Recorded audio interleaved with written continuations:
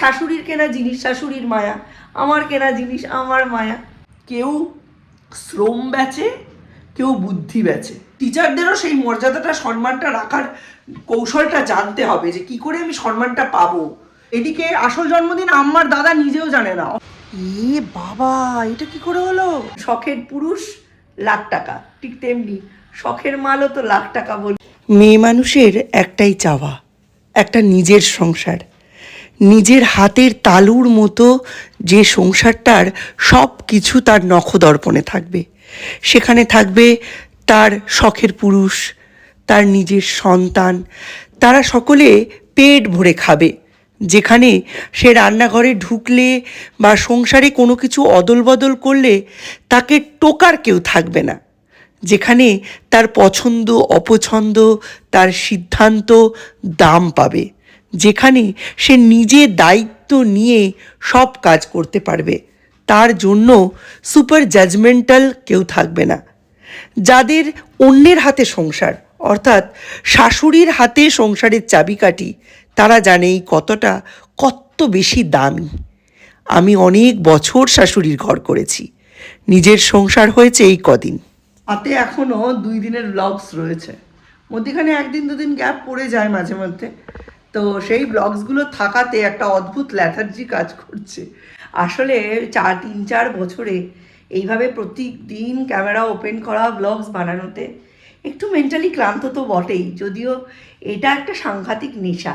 একদিন না করলেই দ্বিতীয় দিন মনে হয় আগের দিন বোধহয় উপোস করে থেকেছি, কোনো কাজই করিনি। যাই হোক, আজকের দিনটা এখান থেকেই শুরু করলাম। এখন 10টা বাজে, বহু সকালে উঠেছি, 6:30টায় উঠেছি। তারপরে এসে একটুখানি জিরোলাম।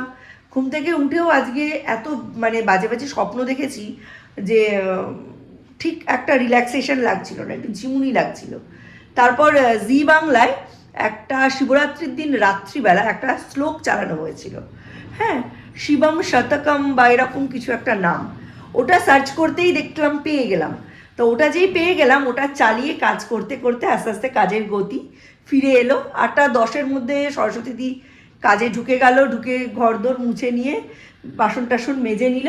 আর আমি ওই সুযোগে একটু রুটি করে আলু ফুলকপির তরকারি দিয়ে মিস্টার বিশেষকে টিফিনটা দিয়ে দিলাম। আর তার সাথে দিলাম ছোলা, পেঁয়াজ, শসা, গাজরের একটা স্যালাড কুচি কুচি কুচি কুচি করে কেটে, আর একটা প্যাকেটে লঙ্কা তেল মাখানো মুড়ি দিয়ে দিলাম। ওইটা প্রথমে খাবে আর তারপরে দুপুরবেলা ওটা দিয়ে লাঞ্চ করবে। নতুন কেনা ঝামেলাটিকে পরিষ্কার করলাম। এবার এইগুলো মেনটেনেন্স করাও একটা বিশাল ব্যাপার। মিস্টার বিশ্বাস বলছেন তুমি পারবে না, এতগুলো ভেঙেই ফেলবে তুমি, আর এগুলো কাজের লোককেও দেওয়া যাবে না, উটকো খাটনি। কিন্তু দেখুন, শখের পুরুষ লাখ টাকা, ঠিক তেমনি শখের মালও তো লাখ টাকা। বলুন, কত কষ্ট করে টাকা জমিয়ে কিনেছি। এই 1,500 টাকায় আমার অন্য কত ভালো ভালো জিনিস হয়েছে। তো এটা কি খারাপ জিনিস হয়েছে? সংসারী মানুষের সংসারেই তো মায়া। এই সব জিনিস, আমার শাশুড়ির কেনা জিনিস শাশুড়ির মায়া, আমার কেনা জিনিস আমার মায়া। বৌমা উঠে গেছে, আর তো বেশি দেরি নেই। আজকে 18 তারিখ, কাল বাদ পাস, কাল বাদ পরশু ওর বোর্ড শুরু হচ্ছে ফিজিক্স এক্সাম দিয়ে। চলুন, কালকে একটু বেশি করে রান্না করে রাখবো। আজকে আপাতত ওকে চা করে দিই, আমিও একটু চা খাই। আমি যে ব্লগগুলো দেখি, 4 দিন ধরে আমি কোনো ব্লগ দেখি না। সেই ব্লগগুলো সব পেন্ডিং রয়েছে। এখন ভিডিও এডিট করব না, ভিডিও পাবলিশ করব না, ব্লগ দেখবো। অ্যাকচুয়ালি আমরা তো ভিউয়ার থেকে ব্লগার হয়েছি, দেখার নেশাটাই বা ছাড়ি কি করে। আজকে হচ্ছে আম্মার দাদার অফিসিয়াল জন্মদিন, ওই জন্য পেনশনার্স গ্রুপ থেকে মিষ্টির প্যাকেট দিয়েছে। এদিকে আসল জন্মদিন আম্মার দাদা নিজেও জানে না, অফিসিয়াল একটা জন্মদিন হয়তো। তো সেটার জন্য পেনশনার্স গ্রুপ থেকে মিষ্টির প্যাকেট দিয়েছে। সেটাই আম্মা আবার বললো আমাদের বাড়িতে মিষ্টি কে খাবে বলে সৌযোগে দিয়ে গেল। নিজেই নিজের জন্মদিন আমরা জানি না, এই যে মিষ্টির প্যাকেট দিয়ে গেছে। দেখা যাক কি আছে। একেই বলে যার বিয়ে তার হুঁশ নাই, পাড়াপড়শির ঘুম নাই। এই সাবাস দীপ, দেখ খালি।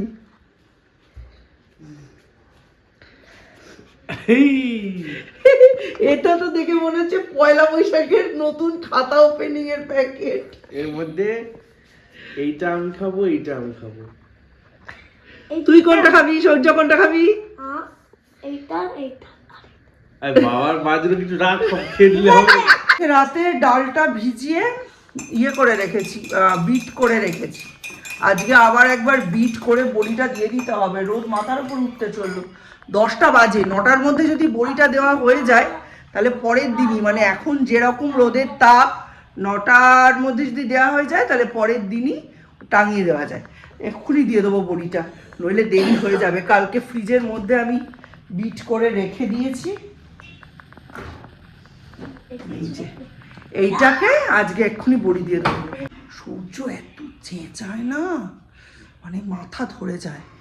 আমার এক ছেলে পিটালেও কথা বলে না, মানে একদমই ইন্ট্রোভার্ট টাইপ। আরেক ছেলে ভয়ানক এক্সপ্রেসিভ। তাকে মানে লিটারালি সে যদি মোবাইলে গেমও খেলে বা ভিডিও দেখে, কন্টিনিউয়াস যারা ভিডিও করে তারা যেরকম কথা বলে ও বলতে থাকে। খুবই বকা দিলাম। আপনারা হয়তো বলবেন যে এই সময়টা গেলে আর ফিরবে না, একদিন এও বড়োর মতো বাইরে চলে যাবে, তখন তুমি এদের ওকে মিস করবো। কিন্তু এটাও নেওয়া যায় না। বাড়িতে 10টা লোক থাকে, 10টা লোকের কাছে আলাদা আলাদা কথা বলে, সে একরকম ব্যাপার। তো আমি একটাই লোক, তো প্রেশার হয়ে যায়। চা দিয়ে নিমকি খাবো, খুব কম্বল। চা দিয়ে নিমকি। দীপকে জিজ্ঞেস করলাম নোনতা কিছু দিয়েছে, বললো না, ওই নোনতা মতো একটা। তখনই আমি বুঝেছি যে জিনিসটা দিয়েছে সেটার নাম জানে না। এই দেখুন কি জিনিস, নিমকি। খাস্তা, আমি জিজ্ঞেস করলাম খাস্তা কচুরি দিয়েছে, বলছে না না, অন্য কি একটা দিয়েছে। নিমকি দিয়েছে, নিমকি দিয়ে চা খাবো। তারপর ওদের ওই রুটি আর আলু চচ্চড়ি করে দেবো, বা পরোটা আলু চচ্চড়ি ছোটো করে দেবো। দেখি, আটা মাখাই আছে, অসুবিধা হবে না। কালকে আটা মেখে ফ্রিজে ঢুকিয়ে রেখেছিলাম, কারণ এই মাস, মানে একদম মার্চ মাস অবধি আমাকে এই রুটিনেই চলতে হবে, স্পেশালি সৌম্যর পরীক্ষার আগে পিছে। চলুন একটু রোদে বসে, বেশিক্ষণ বসা যায় না রোদে, একটু রোদে বসে ভাবছি এইটা খাবো। এইগুলো সব ভাগ বাটোয়ারা হয়ে গেছে 2 ভাইয়ের মধ্যে, ঠিক আছে? এইটা একজনের, এটা একজনের। বলছে বাবার রাখবি না, আর বাবা। মিশো থেকে আমার একটা পার্সেল এসছে, দাঁড়ান দেখা। বাবা, এটা কি করে হলো?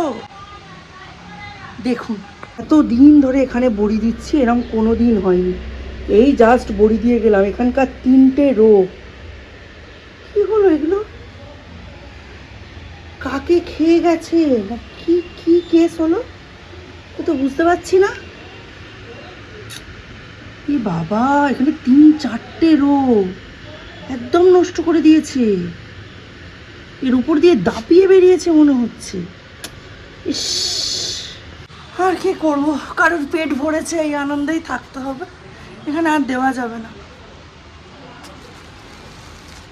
কাকে খেয়ে নেয় অনেক সময় শুনেছি। এই যে এটা এসছে, চলুন দেখাই।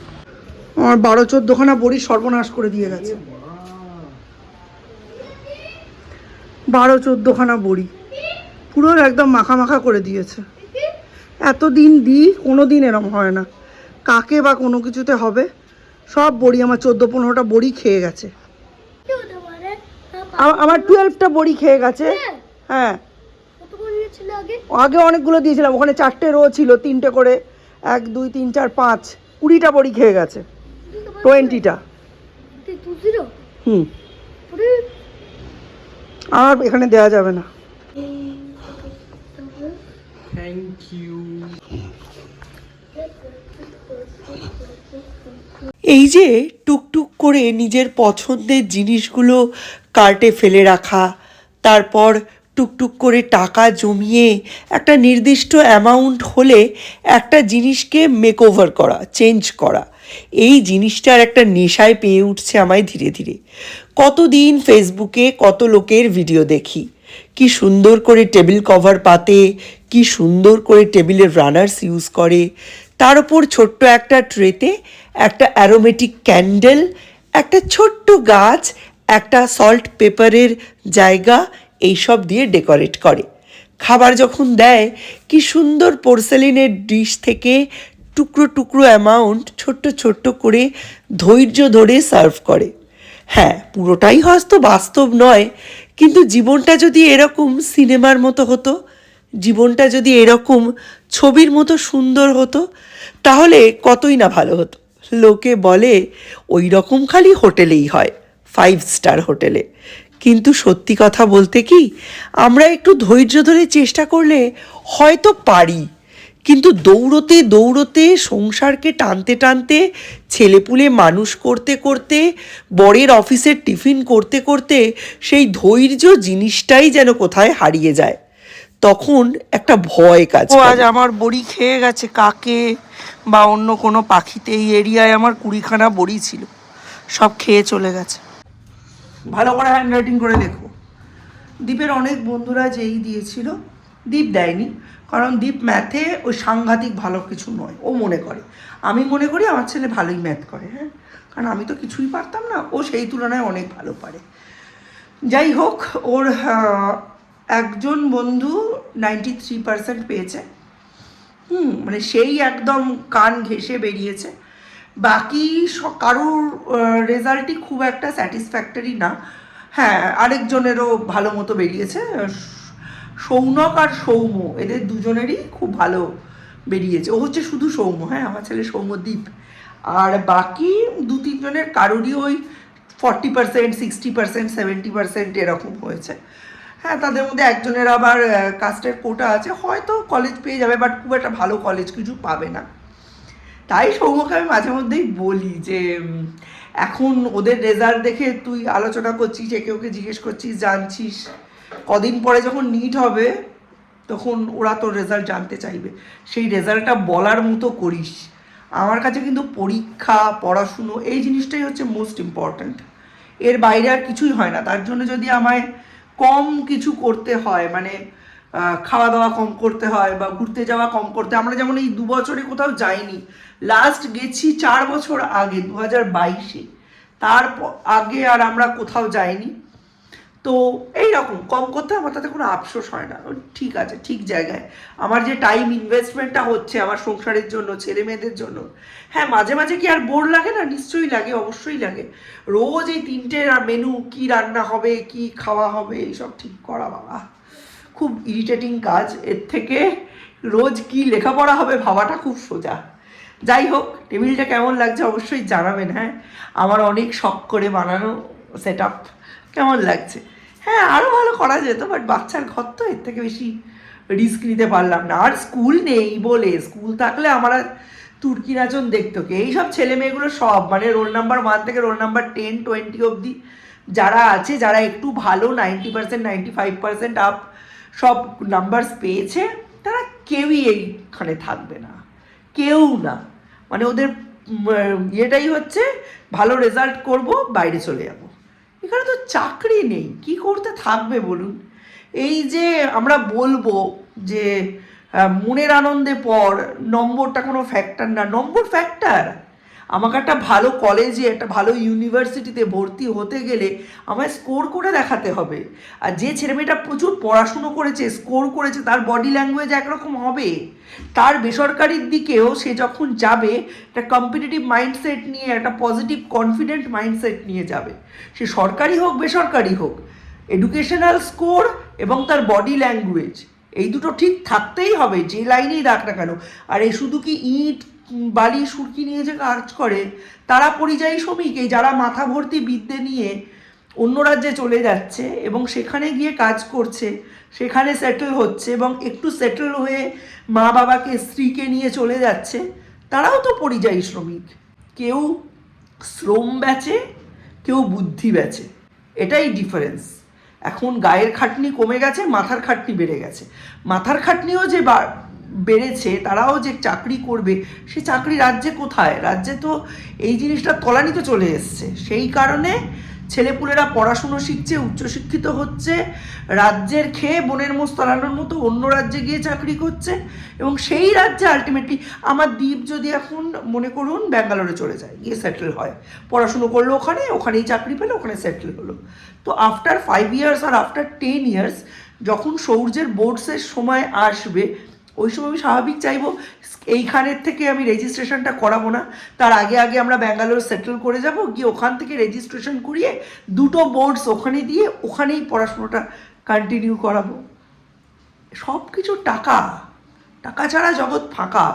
আর এই টাকা রোজগার করতে লাগে নম্বর, এই জিনিসটা লাগবেই, এটার বাইরে কিচ্ছু নেই। শুধু ইট কাঠ বালি সিমেন্টের যারা কাজ করে, সোনার গয়নার যারা কাজ করে তারাই যে পরিযায়ী শ্রমিক তা নয়। এই পড়াশুনো জানা শিক্ষিত ভদ্রলোকেরাও পরিযায়ী শ্রমিক। আজকে একচোট ঝামেলা হয়ে গেল সৌর্যের নাচের স্যারের সাথে। কিছু করার নেই, মানে ওনাদের কথাবার্তা ধরন এত রুড। আজকে অন্যদিন আমি ওভারলুক করে যাই, দেখছি এটা খালি আমার সঙ্গেই হচ্ছে, অন্য কারোর সঙ্গেই হচ্ছে না, সেই জন্যই আমি বলতে আজকে বাধ্য হলাম। সৌর্য কাল না গেছিল, সৌর্যকে ডান্সটা কম্পোজ করে যে পার্ট বাই পার্ট তো ওনারা পাঠান, আমি সেগুলো একসাথে করে এডিট করে সৌর্যকে পাঠাতে গিয়ে গ্রুপে পোস্ট করে দিয়েছি। স্যার ওটা ডিলিট করেছেন, খুব ভালো কথা, ওটা আমি ভুলবশত পোস্ট করে দিয়েছিলাম, করে আমায় আলাদা করে মেসেজ করছেন এগুলো করার জন্য আমি আছি, আমরা আছি। আমার কথাটা শুনে খুব খারাপ লেগেছিল, কিন্তু সেদিন আমি কিছু বলিনি। এখানে যেদিন না স্টেডিয়ামে উদ্বোধন হলো ফুটবলের, সেই দিন সবাই মিথ্যা কথা বলেছে, আমার বাচ্চার সর্দি হয়েছে, জ্বর হয়েছে, এই হয়েছে, ওই হয়েছে। আমি কিন্তু সত্যি কথাই বলেছি, স্যার আমরা এই ফুটবলের উদ্বোধনের অনুষ্ঠানে এসেছি, আজকে আমরা ক্লাস করতে যাইনি। এরকম হলে তো খুব মুশকিল, এদিকে নিজেরা কিন্তু কামাই করান, এরকম ভবিষ্যতে যেন না হয় সেদিকে খেয়াল রাখবেন। আরে ভাই তুমিও একটা ম্যাচিওর এজের মানুষ, আমিও একটা ম্যাচিওর এজের মানুষ, আমি তোমার থেকে 2 গুণ বয়স। তুমি যদি একটা ভালো ভদ্র সত্য কথার বিপরীতে এরকম রুডলি বিহেভ করো, এরপর মধ্যেখানেও বেশ কিছু কিছু ঘটনা ঘটেছে। এনাদের ব্যবহার খুব খারাপ, প্রত্যেকটা লোকের ব্যবহার খুব খারাপ, আমি বলতে বাধ্য হচ্ছি।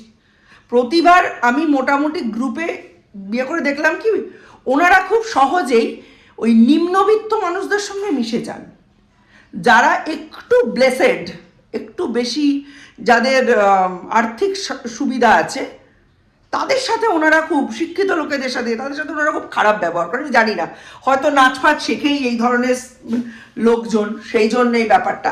তবে আজকে আমার খারাপ লেগেছে, আজকে আমি স্যারকে আলাদা করে মেসেজ করেছি, স্যার ও এখানে জিমন্যাস্টিক শেখে না, অন্য জায়গায় জিমন্যাস্টিক শেখে, সেক্ষেত্রে অন্যরা 750 দেয়, আমি 600 দিই বলে কি আমার পোস্টগুলো ধরে ধরে ডিলিট করা হয়? বাকিদের এই যে বিয়ে বাড়ি গেছে 11ই ফেব্রুয়ারির ফটো এখনও অবধি রয়েছে, সেগুলো কিন্তু ডিলিট করা হয়নি। টিচারদের সাথে আপনি কথা বলছেন, আপনাকে তো একটু বুঝে কথা, টিচারদের সাথে আমি নতুন কথা বলছি, লাস্ট 14-15 বছর আমি টিচারদের সাথে কথা বলছি। আমরা 90s-এর ছেলেমেয়েরা টিচারদের কি করে সম্মান দিতে হয়, মর্যাদা দিতে হয় সেটা জানি, কিন্তু টিচারদেরও সেই মর্যাদাটা সম্মানটা রাখার কৌশলটা জানতে হবে, যে কি করে আমি সম্মানটা পাবো, কি করে আমি সম্মানটা রাখবো নিজের। সৌর্য এই যে অল্প একটু খেলে এখন এই যে দাদার সঙ্গে গেম খেলছে, আর আমার রান্নাবান্না কমপ্লিট, এবার আমরা খেতে বসবো। আজকের ব্লগটা তাই এখানেই শেষ করছি, ভাত হয়ে গেছে, এবার উদ্যোগ হয়েছে, রান্নাঘরের অবস্থা এখন সমীচীন। যাই হোক, এই যে খাওয়া দাওয়ার সব ব্যবস্থা করেছি, ওদের খাইয়ে দাইয়ে ওপরে পাঠিয়ে দিয়ে তারপর গোছাবো সব কিছু। হ্যাঁ, নতুন একটা ব্লগে আবার আপনাদের সঙ্গে দেখা হবে। এখন ধুমধুমার আড্ডা চলছে। আমার আর সৌমরকে বলবে কাল বাদ পরশু পরীক্ষা, ওর নাকি পড়তে ইচ্ছে হচ্ছে না, মানে এত পড়েছে আরো ভালো লাগছে না। যাই হোক, চলুন আজকের মতো এই ব্লগটা এখানেই এন্ড করছি, নতুন একটা ব্লগে আবার দেখা হবে, ততক্ষণের জন্য tata, bye bye, have a nice day. স্যারের সাথে মনোমালিন্য হয়ে মাথাটা এতটাই গরম হয়ে গেল, ডাল সিদ্ধ করতে করতে এই দেখুন একদম ডাল শুকিয়ে শেষ হয়ে গেছে। কি আর করব, শুকনো লঙ্কা কাঁচা পেঁয়াজ দিয়ে ডালটাকে ভালো করে চটকে ডাল মাখা করে ফেললাম। এবার এটা দিয়েই সৌর্য আর সৌম্যকে সার্ভ করে দেবো। কিছু করার নেই, কিছু কিছু সময় এত রেস্টলেস হয়ে পড়ি, কি আর বলবো। তবে আজকে উপযুক্ত কারণ ছিল, বারবার এভাবে ছেড়ে দেওয়া উচিত নয়, প্রথমবারেই বিড়াল মারতে হয়, যেটা আমি করতে পারিনি। কোথায় বলবে সাজিয়েছো, ভালো সাজিয়েছো, তা না, হ্যাঁ মেনটেন করতে পারবে না, দেখুন কি সুন্দর রেখেছি, আর এইদিকে বলছে না মেনটেন করতে পারবে না, এটা 2 দিনের ম্যাটার না, বাচ্চা ছোট, মোটিভেট করার সময় কিছু নেই, খেলা চালিয়ে চলে গেছে। এখন সব আই কার্ড নিয়ে দৌড়োদৌড়ি চলছে, ওই সব দিকে আমি খুব একটা বেশি মাথা দিচ্ছি না, আমি যাতায়াত করব, ওইটুকুই। ওখানে 3 ঘন্টা কাটানো কি মুখের কথা? আমি ওই আর্মি এরিয়ার মধ্যে থাকবো না, বসার জিনিস নিয়ে যাব, বাট ওই বসে 3 ঘন্টা কাটানো আমার পক্ষে সম্ভব না। আশেপাশে সব জায়গা ওখানে আমার হাতের তালুর মতো চেনা, ওই সব জায়গায় ঘুরে ঘুরে বেড়াবো। কালকে রাত্রিবেলা একটু বেশি করে ডিমের ঝোল করে রাখবো, যাতে দুপুরে এসে ডিমের ঝোল আর ভাত খেতে পারি, বুঝেছো? ওতেই হয়ে যাবে। দুপুরটা কাটুক, তারপর দেখা যাবে।